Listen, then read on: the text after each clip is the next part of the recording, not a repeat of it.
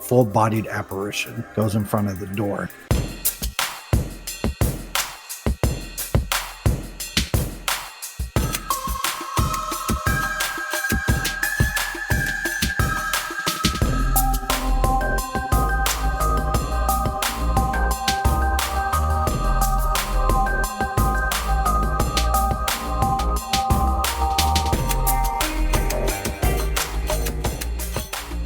Everybody, and welcome to Monsters Lounge. I'm Jeni. And I am Tressa. Tressa. Hey, I'm switching it up a little bit. What? You are. I like it. I don't always know. want to, and then I don't. I'm going back to shake and bake. And I helped. So what's going on, Jeni? Hang on, let the pet birds do their thing. Swear to God. Listen, I have shark news. Do tell. I do. It's about 2 months old, but it's still shark news. We're waiting. Okay, so this affects us a great deal because of our love of this place. In Mammoth Cave, they discovered a new ancient shark species. In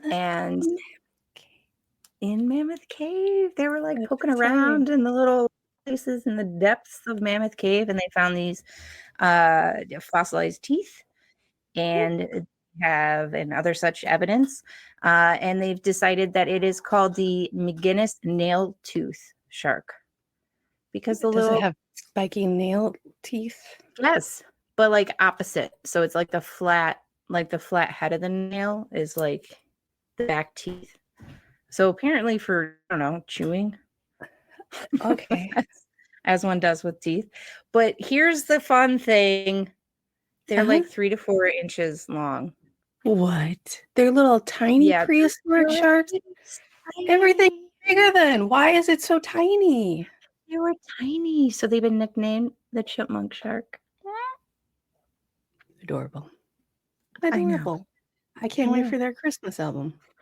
Me too. It's going to be so good, and you're going to hear it so often. I can't wait. Did you watch anything TikTok related or?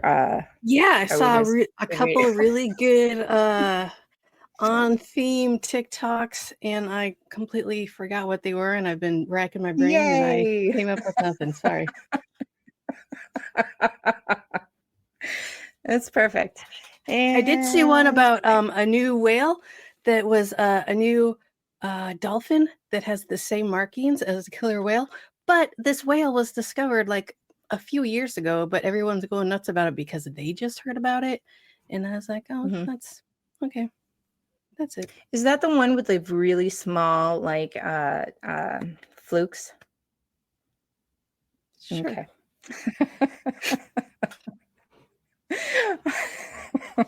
Once I found out the story was like 3 years old, I was like, don't. Yuck. Old.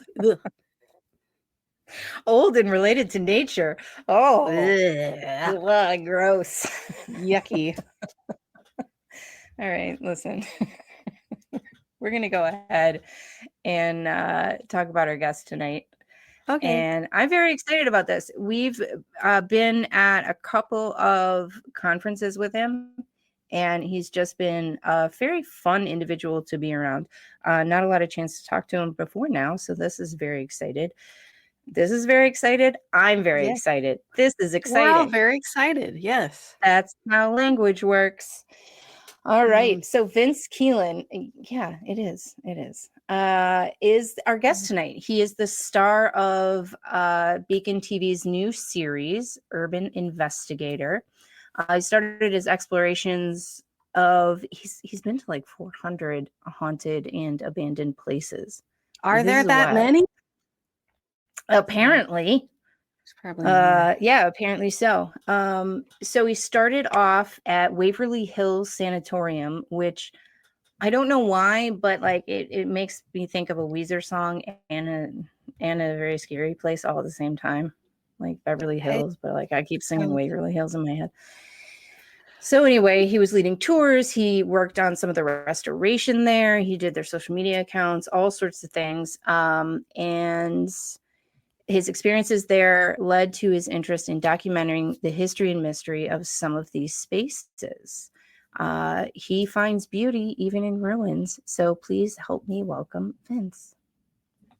Hello. Hello, Vince. It's so funny, the Weezer Hello. reference, because there is a so back in the day when I wasn't doing any of that, I was just a haunt actor at one point in time. So the local radio station 99.7 DJX in Louisville, Kentucky, had changed the Weezer song, and they re-recorded it to Waverly Hills. What? Strictly because every year they would do a tour at like 5 a.m. Why it was 5 a.m. is beyond me. But they would do it at 5 a.m, and they would have like radio contest winners and stuff show up, and they did like a whole a big tour thing going on. 5 a.m. I love is this. so weird because it's not like late at night, but it's Yeah. also like not the morning. It's like, Well, it was also are on waking- Halloween, so doesn't make it less weird. It's still, It's it's still strange. And It's- also people are getting contest up to winners. go- yeah, so they Yeah. they would win a contest on the radio, and then they would come out and join them on a ghost hunt at 5 a.m. Like 4 So in the is that morning, that actually- seems more reasonable. Is that What? actually winning? Because I'm not sure that that's actually, if I got to get up and go someplace. I don't know. think If that's fun. if you would talk to some of the contest winners, they'd be like, I didn't even go to bed yet. That checks out. Yeah. So, I'm so glad that was confirmed, that the song running through my head every single time I saw that was, Jeni, your Yeah, intuition. I know that's what it is, or just really like words. so it'd just be the two that would the man and the woman, they re-recorded the song, and it would be like 4 or 5 or 6 different people in the background, and it would just be like Waverly Hills, and they would just like yell it. It was hilarious. I'm sure you couldn't tell the difference. Just the lyrics were different. Yeah. Yeah, not at all. Not people yelling in the background. So tell us about Waverly Hills then. That's my first question. Well, I don't currently work there. I've been at Waverly on and off since 2010. And throughout the years, it's obviously what got me started into the paranormal. I had my first ever paranormal occurrence that I don't chalk up to being an imaginary friend. And the first day that I started working there, and ever since then, it's just been my home away from home. I've cried in that building. I've slept in the building. I've talked to people that weren't there about my problems at home in that building. I've, all kinds of different things all at once. It's just, everyone that is that is a paranormal investigator that's close to a location is probably their home location. Normally they tend to fall in love with it, and that is mine. Nice. So Can I ask you a question? Was the imaginary friend just a throwaway line, or did you have a lot of imaginary friends? Not throwaway lines. Did you have one? I think I was 11, and I was living in Texas at the time. I had a weird back and forth from Texas to Kentucky when I was younger. And I was being a stupid boy, bored in Point, Texas, where there's nothing to do. You used to call it Pointless, Texas. And I was running up and down the hallways, in the house. And I ran back to the back bedroom and went to jump on the bed. And when I turned around, there was a little girl crunched up over in the corner. And I didn't think anything of it. It scared the shit out of me. But I, getting a little bit older, I was like, I've seen things like that at Waverly and other locations where it was like spot on like that. And even during the day was weird. So, I tend to chalk it up as an imaginary friend because I can't remember a lot from when I was that young, but, yeah. Yeah, I was going to say, like, in my head, imaginary friends, that's what the adults tell us that they Right. are. But well, maybe they're not so much imaginary as corporeal, non-corporeal. So That's good. I like that. Go ahead, Jeni. No, I like this because now I have to go apologize to the unicorn imaginary friend that I had. Yeah, you No. should. It's rude. I know, Well, super I'm not rude. sure that I'm not sure if that's maybe you've seen one too many supernatural episodes. Let me have my dreams. Mm. So I don't know very much about the actual investigations besides the one, maybe two that I've witnessed that were big group ones.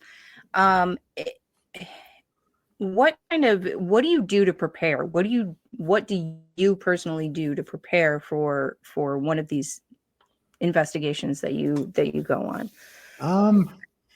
There's not a lot of preparation. I mean, a lot of the times I'm like late to it half the time. But there's not a whole lot to it for me really, because I don't and this isn't to impose or freak anybody out or piss anybody off. I might be in the doghouse after this with a lot of people, but that's fine. I don't believe in saging, so I mean that's not a part of my ritual. Saging is, I think we kind of talked backgrounds a little bit before we went live, and I have Italian, German, and Native American background, and for someone who doesn't know shit about shit when it comes to Native American culture, I have family, that grew up with that. They have ancestors. I have ancestors.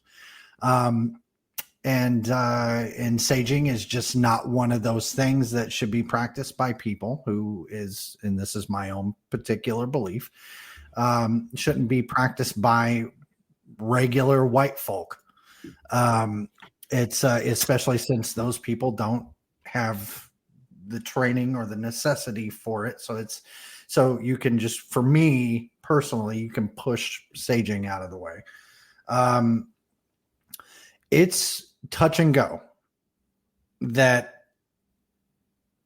getting ready for a paranormal investigation, I don't go into it with the mindset of that there are demons or that there are even ghosts or that there are anything there in general, because typically I've found that 95% of the time, if I'm goofing off or playing around or being a jackass or whatever the case, that's when things start to tend to happen. And that's kind of been my overall stance. Sometimes if you're looking for it, it'll happen. But 90% of the time for me, it's when I'm not expecting it. And something will happen, or, things will come to play. Earlier, when you were saying, over 400 locations and yada, yada, yada, it's whenever I first started, when I left Waverly this last time and I started posting online and I started doing content, there was a very quick realization that ghost hunting was expensive. So I took it upon myself to start urbexing, which is illegal. You can't have your cake and eat it too. So I realize the risk and I take the risk, but I also will remind anyone and everyone that I don't suggest urbexing to anyone. It is illegal. And if you are caught, the owner can be an asshole and can press charges against you and everything else. I will say though, that I do not add to the breaking and entering. I don't add the breaking to the entering because that completely dissolves my point of doing what I'm doing. Because I believe in restoration and preservation. It's a big passion of mine. So breaking a door down or picking a lock or breaking a window is not in my repertoire. But what it is I want the location owner to see the video, whether it's the state or it's the location owner. Maybe it's a private owned place, whatever the case, I want them to see it. And that sounds funny to some people, but for me, and they can press charges on me if they want to, but the point of it is that I want them to see the video, because they're being shown that there is interest in their location, whether it's an asylum or a hospital or whatever the case. So I want the location owners to see the beauty of the drone shot. I want them to see the beauty of walking down a dark hallway and suddenly you turn and there's this 100-year-old wallpaper, or that they didn't even know about, maybe because they haven't even been inside their own building. They bought it at auction, or and is letting it sit because they want it to crumble so they can use the land for something else. I want them to see it, to show them that there's for one, money to be made. And with that money to be made, you can put back into the location. And once that location is to your liking, then you can start pocketing money. That there is passion in seeing what is happening and what's going on. Mm-hmm. And overall, there's a love not just for ghost hunting, because in my mind, ghost hunting is the last thing in the back of my brain. Hunting ghosts is not something that we're actually doing. It's talking to someone who used to be alive. Mm-hmm. That's the idea. But that's the last thing in the back of my head. I want this room to get fixed up. I want this roof to be replaced. I want. And I know that sounds selfish, but in the long run, it's for everyone. And at some point in time, one of these location owners are going to see it. They're going to understand it. They're going to get it. And they're going to be like, you know what, dude? I've seen so many videos come out of my building now that I'm not putting up boards anymore. I'm putting up windows. Mm-hmm. I'm not putting up chains on the fence anymore. I'm cutting the grass and weed eating all the way to the building and putting doors on everything and making a ticket booth or making a website and getting people interested to come to my location. So there's passion and love for everything that I do, but there's some people that don't get it, some people that don't understand it. There's other people that simply urbex anything, right? Abandoned schools and mm-hmm. I saw one the other day that was an old babysitter. What do you call it? A nurse? Not daycare. An old daycare. They'll check out anything. My buddy AJ does that all the time. It's no shade to any of those people, but he's just like ruin photos. And I get it. I do, but it's a different purpose. A different thing for me. Right. Mm-hmm. So, well, those buildings are so stunning. I mean, we've seen, case in point. I mean, we were talking, to Greg and Kathy a couple of weeks ago about OSR and just how stunning that building is in the restoration. And, I'm a big fan of that in my hometown. We have a small, we have like the settling sort of community mm-hmm. where all the houses have been redone, and it's beautiful. Sure. And you're absolutely right. These things are not replaceable. Are you on your iPhone? I am on her iPhone. It's the best camera. It's the best camera. Come on, get on my back. Listen, it's great. All right. So when you're going to these places now, do you investigate sort of not investigate, but do research on the history before you go to the place, or do you feel it out and then go back and do history? And Jeni, that's a great question. Let's get to that answer right after this.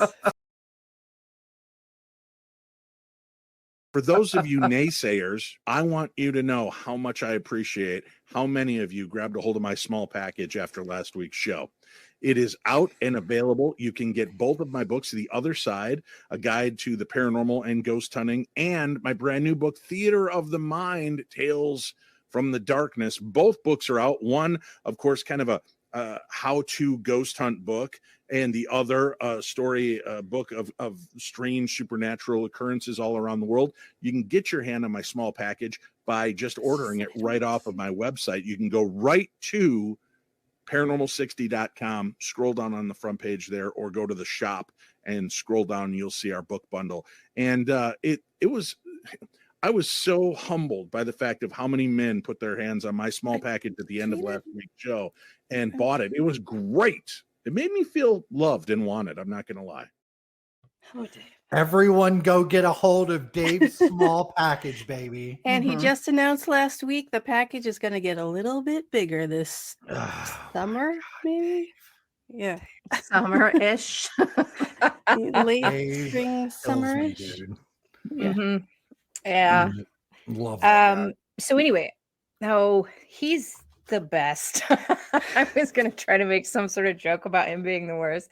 That's just not where my brain is right now. I I just miss him so can't. much. We haven't seen him in like 2 months, and it's been It's hard. been a while for me too. I ain't seen Dave Mm, sometime since last year, I think. No, he's uh, great though. So the history. Do you research a place before you go into it, or have you heard about this place and that's why you end up there? How does that go? So typically I get too excited when I hear of a location. So I go. Let's go. Let's And I go. just pack up. I typically just I pack up like and that. Yeah, I like Um, that a lot. but Yep, that makes me happy. I will afterwards when I get done, I've explored it, I've shot what I wanted to shoot, I've ran the drone, whatever the case. I'll go home and I'll do a deep dive. And I'll dive till I can't no more. Typically, I stick with Wikipedia only because 90% of the time that's tour guides and historians that upload Right. to Wikipedia. Yeah. Typically, people like me aren't going on to Wikipedia and uploading their own stories. So, Mhm. so I typically do a deep dive through Wikipedia and a couple other different sources. But it's that's pretty much how I end up doing things. Now, there's usually no ghost hunting on the urbexing side of things until something does happen. And if Right. something does happen, then I don't have anything. I don't have any toys, no gadgets, no ghost hunting equipment. I do have them, but I don't have them. You at don't these bring them. trips. Yeah. I typically use those and keep those for my public ghost hunts. Mm. So if Mhm. people come to go to an urban investigations event, then I'll have those on hold for people to be able to use. But I need to get the music box fixed. Anyway, but so I'll typically keep those those kinds of things out of it. But there was a funny instance, and I don't know how much deep dive you've done into my videos or anything, but there's a location in Poughkeepsie, New York called the Hudson River State Hospital. And this place is, urbexers have named this hospital the Death Trap Hospital because every single time you turn a corner, there's a hallway that's just gone. Oh. Oh. Just completely not there. So urbexers have named it Death Trap Hospital. One of the coolest Kirkbrides you'll ever see. It's right up there with Trans-Allegheny. It's up there with Buffalo State Hospital. If you're confused about that one, that is the Richardson Olmsted complex, is the Richardson Hotel in Buffalo, New York. Danvers State Hospital, which is now Bradley Danvers. It's an apartment complex, which is wild.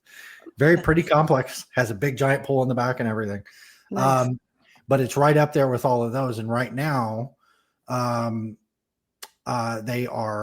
doing a lot of demolition, but the Kirkbride is being saved. The south wing is being, I believe, turned into a ruins garden, and I'm not sure exactly what's happening with the north wing.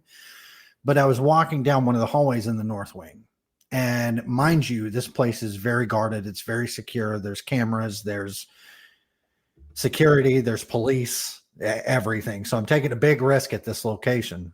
And not just my life, but my freedom. And I'm walking down this hallway, and I'm there with maybe you've heard of him or not, but I'm there with a buddy named Drew. Drew runs the Haunted Raven. So if you've ever heard or seen those events for the Haunted Raven or Raven photography, that's my buddy Drew. Once we got there, we knew it was a big location. We didn't realize how big. So we ended up splitting off to cover everything. So I'm walking down this hallway, and I want to point out that my daughter, she's 5, she's autistic, and and actually she just turned 6. I apologize. But she would, anytime that we were walking, she'd hold my hand like this, something like this, and I'd wrap my hand around her wrist, and that's how we'd hold hands. So she would hold one finger, and I'd wrap my hand around the rest of it around her wrist, and that's how we held hands. I'm walking down the hallway, and I feel the exact same Sensation. So it freaked me out. I was like, how did Skylar get here? I turned around and there's nobody there, but the hand is holding for at least 10 seconds. So I wrapped my hand around the wrist like I would normally do with Skylar. And it was about 2 or 3 seconds later where I felt it just disappear. Oh my God. Oh. So sometimes in these locations, things like that just happen. Mhm. Okay. And it's when Do you're you- least expecting it. Do you ever go back and look for evidence or look for something with any of the equipment that you happen to prefer? In a owned and active location, yes. Okay. And when I say active, I mean like someone owns it, someone is actively running investigations through it. Okay. Yes. Yeah. Typically, I won't go back to urbexing locations because of the risk. Right. I've done it right. once. I got everything that I needed out of it. Yes, so of course I would love answers. Mhm. But Mhm. I'm, to take a double risk is silly. Yeah.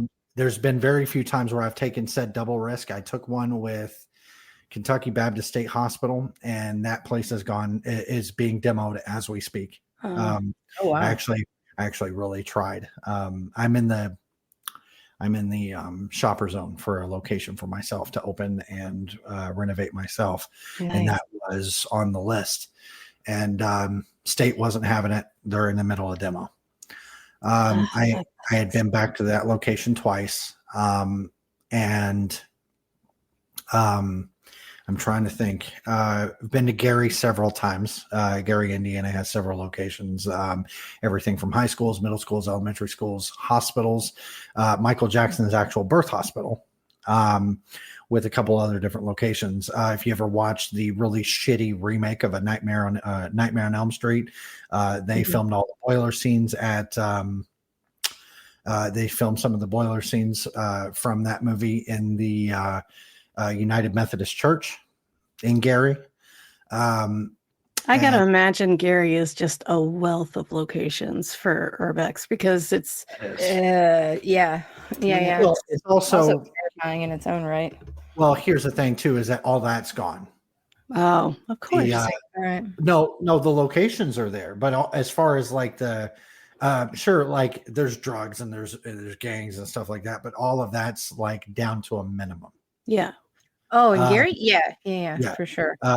For Gary, it's really toned down on crime. About the only crime they see is one of those locations getting burned. Mm-hmm. So Gary does see an influx of arson a lot, and the reason why is because these buildings are just sitting. Police don't do anything about it because there's so many urbexers, there's so many ghost hunters that are going in there that they don't bother anymore. So a lot of the times, a lot of these locations get lit up. Horseman High School has been lit 4 times in the last 2 years. I can't believe the building is still standing, but that's wild. It is very wild. But there's a lot of locations. There's funeral homes, there's hospitals, there's asylums, there's all kinds of different stuff. Probably St. Mary's Mercy is probably my favorite. Now that was Michael Jackson's birth hospital. That's the only way. If you put that in something, it's the only way your video is going to do well. Is if you put in there that it was, which is awful that you would have to put a pedophile's name into a video to make it go do something. Yes, I'm Thank very you for the vocal on note. I'm very vocal on things, and I apologize if someone doesn't agree. But, you know, they said that Whitney Houston was smoking crack for 10 years, and, you know, chances are it's probably true. You know, you can only go so long without someone saying something about you for it to finally actually make sense to people. So, but it is what it is. But So the hospital. Sorry. I'm vocal and I apologize. I'll get into it. Thank God I don't get into politics because we hospital.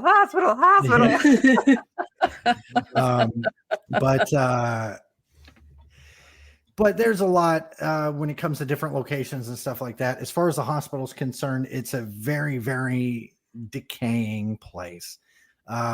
It's full of asbestos. It's gross. It's nasty. It's my kind of place. For normal people, that is not a normal place to be in.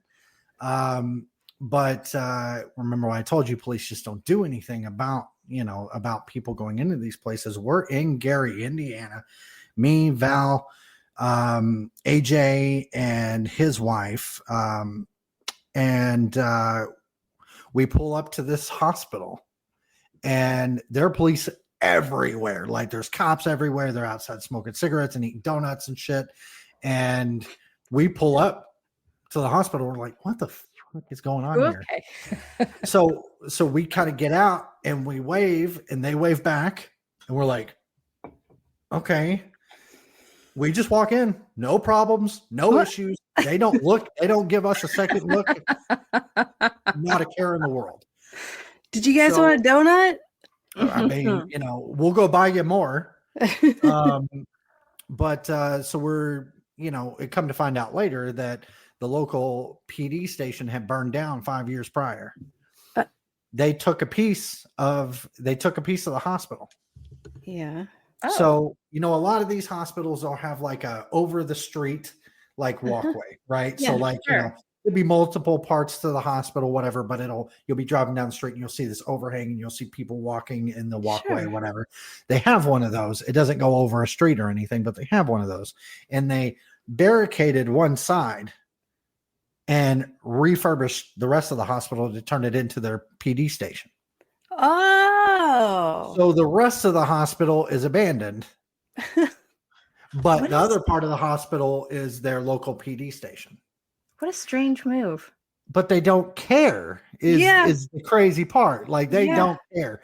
There's no way to get into their police department from this side of the hospital. There's no way to do that. But it's very wild in Gary. But so bizarre. They're just like, it's those guys doing that stuff again. Yeah. So I fun. think they'll have a problem if they saw a bunch of taggers walking in. But Sure, right. they see a bunch of assholes with cameras and tripods. Right. They don't care. Right. They see Yeah. the equipment and they're like, Yeah. I bet they could have restored the other side and made it into offices. What is with everyone in offices and we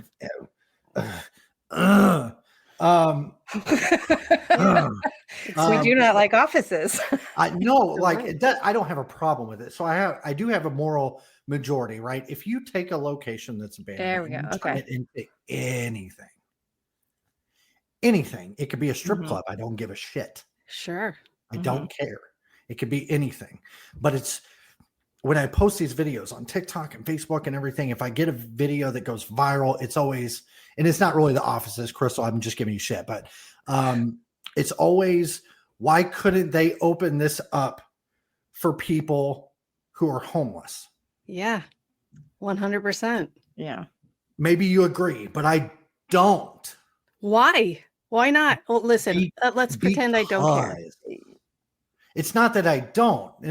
Obviously I care about my homeless community because there's so many of them. Dude, you drive through downtown Louisville and there are homeless people everywhere. Mhm. And I think to myself all the time, why don't they do something about this?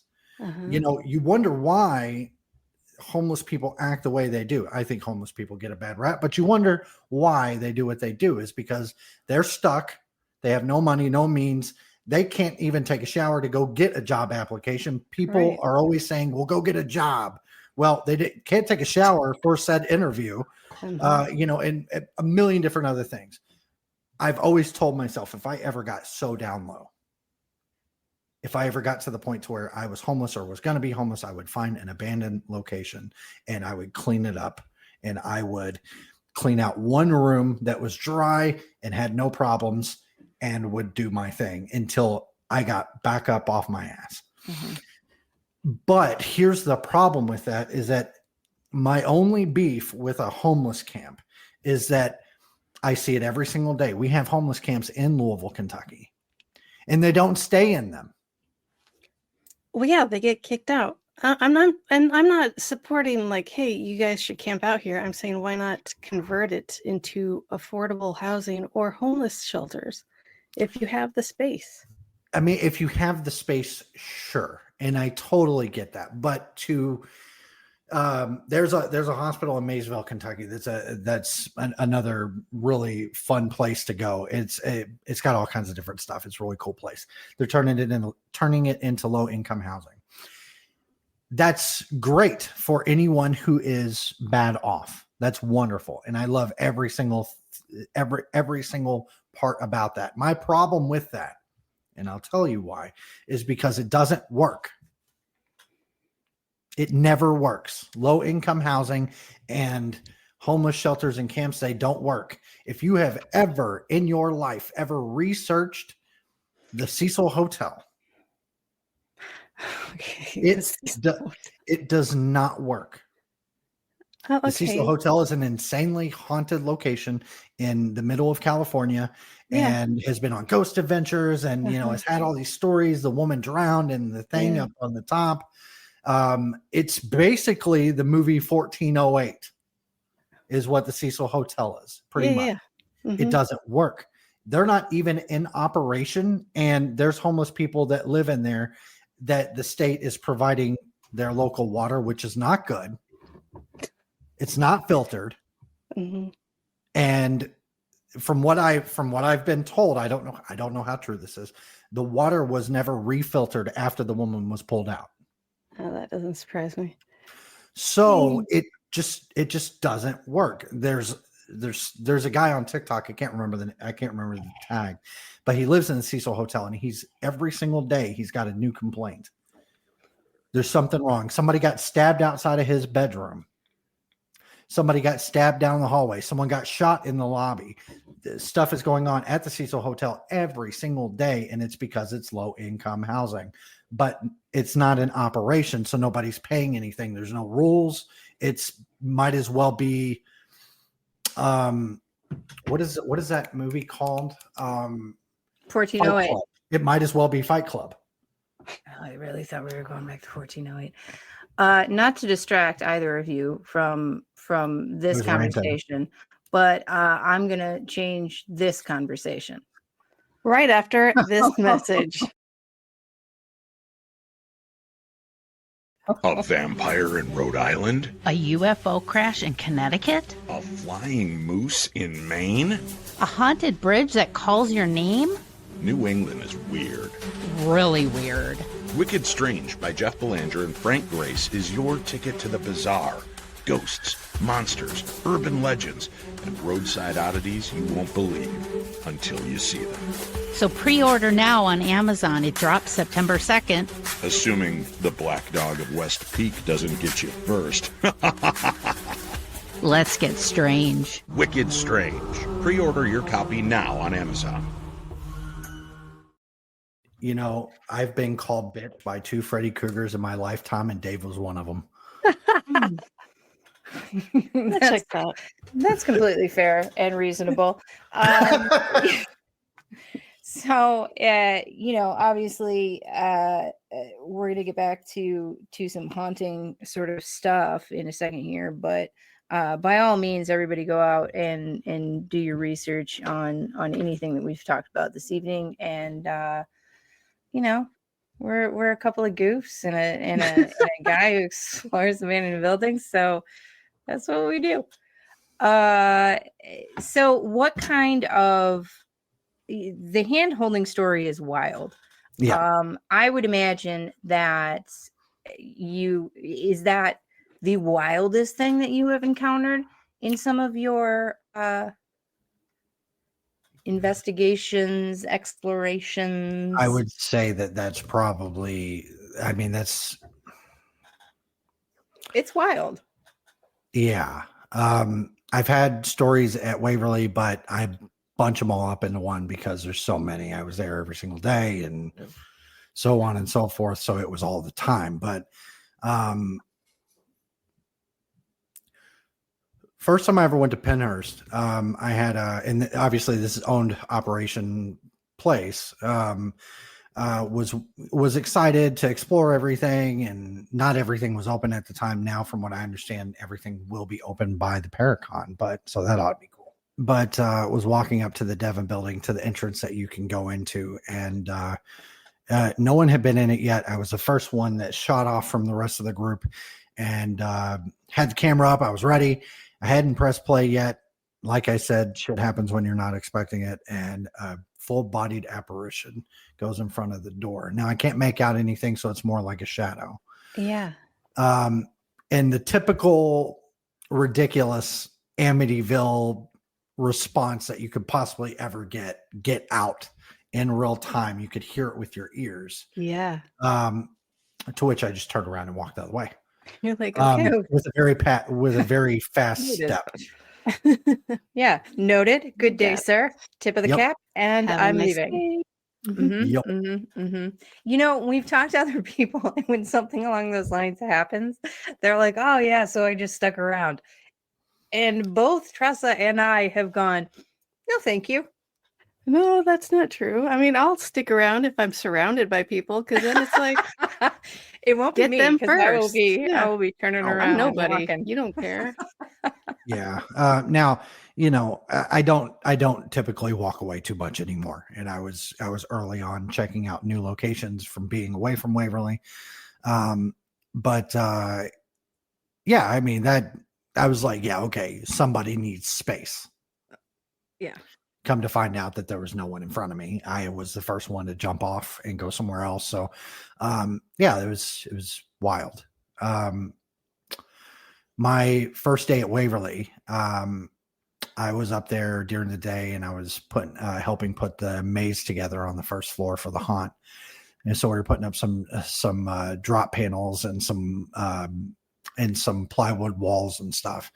And it was middle August. It's hot, shirts off, tool belts on, typical home improvement, X-rated, whatever could possibly happen at this point. And so I pack up everything, throw my shirt on, take off down the hallway, lock up, get out to the parking lot, pop my trunk, went to go put the tools in it, and I start hearing what sounds like a dodgeball hitting concrete. You've been to high school, you remember what they sound like. Oh, very course. clearly. I turn around, I look up at the building, and a red dodgeball comes bouncing out of the 4th floor solarium and down into the neighborhood. Okay. I left my shit in the parking lot and took off down the hill. I Because actually, you know they're playing dodgeball and they just want to hit you in the face. You got to get out now. Seriously. the only logical explanation, because the owners weren't there at the time, they were getting food. Nobody was there. We didn't have 24-hour security at the time. So the only logical explanation is that someone could have, broken or, whatever the case, but nobody was there. So I can't, I still to this day can't imagine that someone was in the building while I was. Yeah. So, Plus a fully inflated dodgeball. Those don't well, last. Waverly is full of them, though. People bring Oh, balls okay, I up to don't play know. with the kids and stuff like that. Then in that case, it's fine. I get down to the bottom of the hill and actually hit my car with the gate, left a big old gash in the hood and everything. Once I finally got it off, I turned around, that dodgeball's coming down the hill. Oh, And I can hear yeah. laughing, like it sounds like kids laughing at me. Yeah, because you ran from a bunch of children. Yeah. But that was my first real experience. And I don't get much like that. in today's setting. You know, I still try to debunk it and think that maybe somebody had broken in and I just didn't know that someone was in there while I was in there. But I feel like they would have done damage to the building because that's typically what people do when they get into abandoned buildings. They break windows and all that kind of stuff, but there was no damage, whatever the case. But, you know, it is what it is. Do you have like a holy grail location? Maybe not even in this country, but somewhere, anywhere on the planet that you'd like to explore? The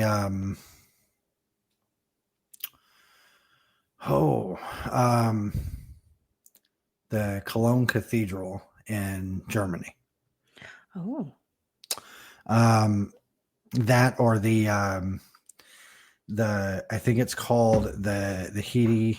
I think it's the Hedy Castle in the UK. I think.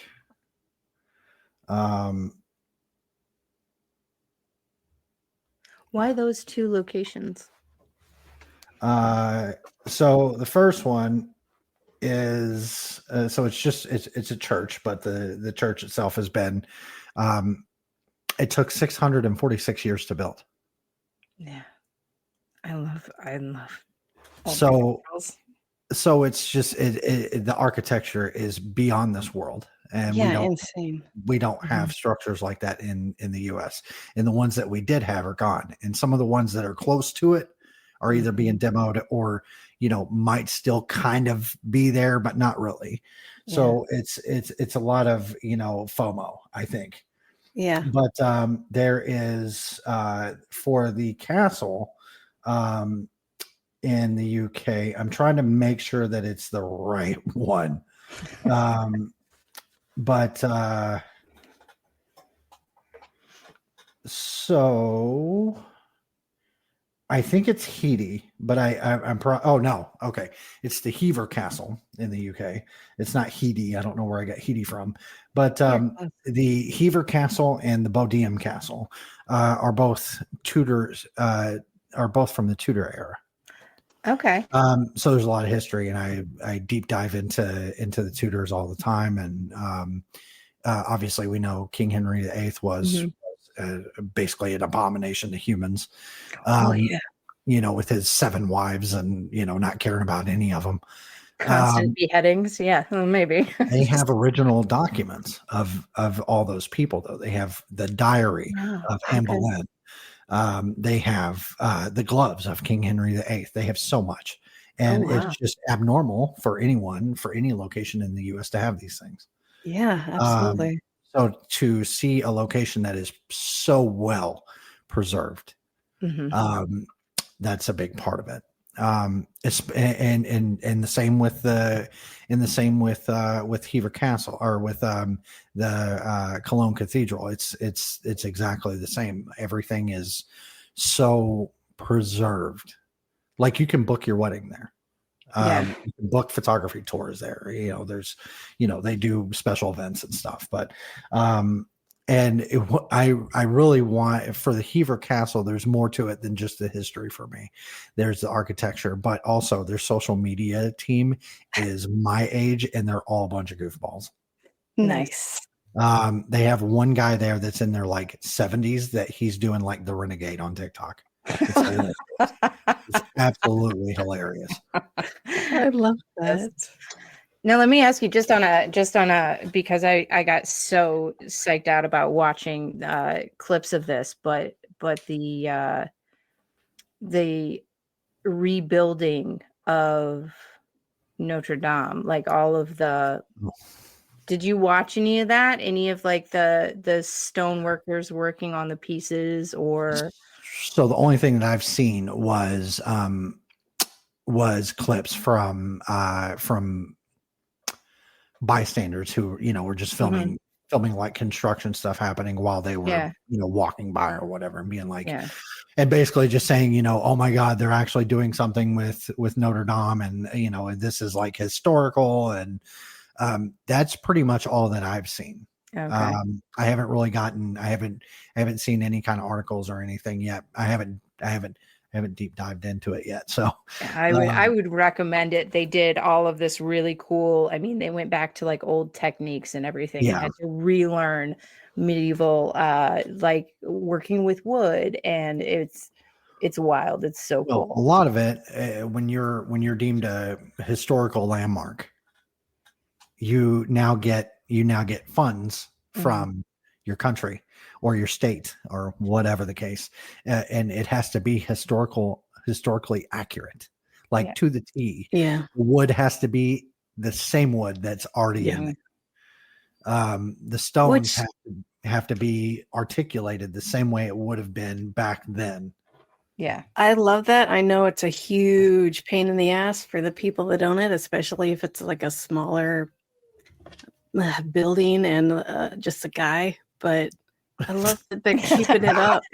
You know, like, hey, I bought this weird building. Now I have to spend a fortune just to rebuild the roof. Well, see, that's the cool thing about that kind of stuff. So if you buy a location and you want you need some kind of funding and you're not going to get it, and it's on the historical landmark registry, then you can get funds from the state or from the country or whatever the case, with no cost to you. Oh, well, then never mind. I think that's great. End of sentence. But yeah. So, talking about restoration and preserving some of these beautiful places, which, we pretty much universally across the paranormal world, everyone is in favor of either, of all of it, preserving wildlife, preserving or like the wild spaces, the interiors, all of these things. Is there something that you would recommend that people can do, say, if they're these places really should be saved or whatever, if there's some sort of effort that they can make personally to do it, what would you recommend? So I'll get some heat for this too. Oh boy. Well, hang on. Hold on. It's normal heat. It's fine.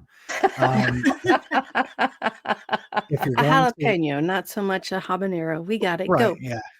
So if you are buying a location, you're getting into a location with no way with not thinking about anything and how and what you're going to turn it into. Do not turn it into a tourist spot. Don't do it for the paranormal. Don't do it for tourist attractions. Do it for anything else.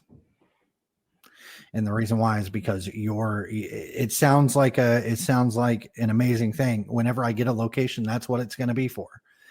But 9 times out of 10, you're going to be sitting on it for 20 years until anything actually even happens. Waverly was sitting for 10 years before it really got into anything. Oh, wow. And it had already been abandoned for 20. So, I mean, it's going to be a long haul, but if you're buying a location with preservation and restoration in mind, there's 1,000,001 things that you can turn it into. You could turn it into an apartment complex. Bradley Danvers is world renowned, and it's a 5-star complex. It's like $4,000 a month for a 1-bedroom. Excuse Crazy. me. And it's in the middle of nowhere. Get out of here. It's wild. Danvers, Massachusetts is not a big place. East Coast, get over yourself. So if you can't afford to buy a building and you can't afford to rent an apartment in one of the restored buildings, would you recommend like contacting historical societies and maybe go volunteer to work at some of these places or clean them up? So that's even trickier. That's even trickier Cool. Because, so with the show coming out in the summer, there's so many locations that we could do, but we have to have permission. It's TV, so we have to have permission. I haven't been doing a lot of urbex lately because of that reason. Yeah. we have to have permission. So like a lot of the times it's impossible to find an owner. Oh, got And it. that's why I was doing urbexing to begin with, is because Yeah. you couldn't get permission because you couldn't find the owner. It's not Yeah. possible. Right. And when you did find the owner, getting them on the phone wasn't gonna work. Okay. Yeah. So a lot of the times, I mean, yeah, you could go through the whole rigmarole of calling your city's local vacant lot registry, and saying, hey, blah blah blah, this and that, this building is historical, it should be put on the historical registry, and you could maybe get somewhere with it, but it's probably not going to happen just because you can't get a hold of the owner. Right. But it was the same thing with the hospital here in Kentucky. They not Waverly, but Kentucky Baptist. It was impossible to get a hold of anybody. Mm-hmm. And trying to work out, and when you did find somebody, they had already tore down half the building. Of course. That's when you're able to get a hold of them, because they're actually doing something. So it's damn near impossible half the time. The best thing that I've found is that if you go into a location or, whatever the case, like I said, I do not condone urbexing. It's not good for you. There's asbestos and all kinds of different stuff you have to deal with. But if you find yourself doing it, clean up a room. Oh, nice. Oh, I like that. Yeah. Clean up a room, take photos, take videos, put it out Mhm. there for the public and saying, hey, look, this is what it could look like. Yeah. Like I said, don't do it. But Don't if you're going to ignore me, do then that. that's what you could do to, and maybe send them off to your local senator, maybe send them off to your local mayor, whatever the case, and say, hey, look, this place, blah, blah, blah, blah, blah. Hopefully you didn't see any no trespassing signs, because they can't get you that way. Right. But I went into this place, this is what it could look like. If you guys do something with it, I'd love to be a part of it. If you're not going to do something with it, how can I make more of it? Yeah. I like that. I like that a lot. Yeah. So that's my suggestion. We are at the top of the hour soon. Please plug the thing and the things that you want to plug. So you can go to urbaninvestigator.com for literally everything, whether it is a public ghost hunt, which I have a lot of those. We have Fairfield County Infirmary, Madison Seminary, Indiana State Sanatorium, and a new one that was just added, Randolph County Infirmary, for this year. And we just finished up with Rhodes Hotel. We did have one at Pine Lawn Manor, but that one fell through. There was low ticket sales. I believe that it was due to prom and the time of year. Everyone was busy. Oh, they were holding prom there. Yeah. That's well, nice. just prom over the United States in general. Yeah. But for streambeacontv.com, you can use code urbex10 for 10% off when you sign up. My show will be out in the end of the summer. I currently have a feature on Beacon right now for the first episode of Searchers Afterlife with Shane Pittman and Josh Purvis. I stream every single night on Twitch. So if I'm not exploring the ruins, I'll give you the spill real quick. Yeah. When someone comes into the stream, hi, my name is Vince. I'm an urbexer and a paranormal investigator. And when I am not exploring the ruins or talking to what I believe are to be deceased people, I play Dead by Daylight on Twitch. Nice. I like it. Beautiful. So yeah, every single night, I'll probably actually jump on after we're done here. Fantastic. Now we have something to do while I'm editing. That's great. Exactly. Vince, please stick around for a sec so we can say thank you again right after our credity things, and thank you so much for being on. And I don't know where Tressa's going at this moment in time, but And she's like going to eat the backside of her camera. Yeah. Delicious. just hang on to your ears, because things are about to get left. Oh, I just needed to say thank you so much for joining us. It's been a pleasure. Everybody else, thanks for watching, and check out our socials and stuff and buy our merchandise. And thanks for joining us on the Monsters Lab.